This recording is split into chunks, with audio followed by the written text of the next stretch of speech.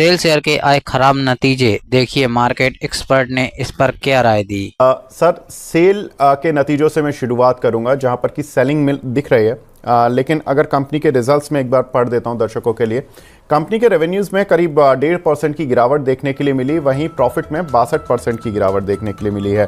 अगर हम देखें तो ये जो नतीजे हैं खराब जरूर दिख रहे हैं, लेकिन इसमें दो चीज़ें महत्वपूर्ण हैं जो अब आ रही हैं।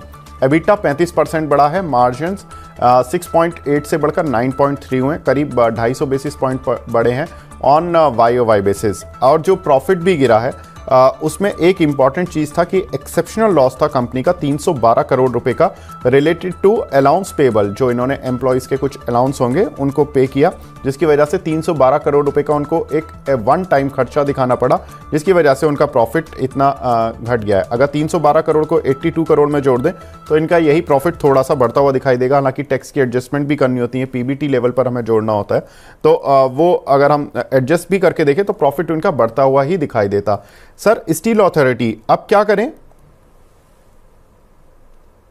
आई थिंक एक चीज मैं जनरल एक कलर देना चाहूंगा कि कहीं ना कहीं जितने भी स्टील की कंपनीज हैं उनके जो अगर आप नतीजे देखेंगे तो ऐसे वाई बेसिस पे आपको इतने कोई एक्साइटिंग नंबर नहीं दिखेंगे। हालांकि इसका एक ये कारण रहा है कि कहीं ना कहीं जो स्टील के जो दाम है फिनिश गुड के वो कम हुए हैं ईयर ऑन ईयर बेसिस पे।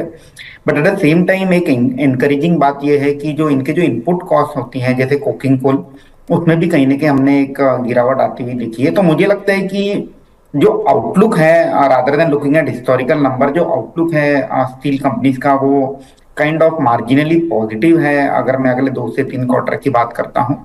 और बट हालांकि ये सिक्लिकल सेक्टर है, जो अल्टीमेटली फिनिश गुड्स है के दाम जो है वो वोलाटाइल रहेंगे। और जिस तरह से ग्लोबली कहीं ना कहीं उठापटक चल रही है across the various economic parameter, तो मुझे लगता है कि थोड़ा सा वॉलेटाइल भी रह सकता है आने वाले दिनों में जो मेटल के दाम है।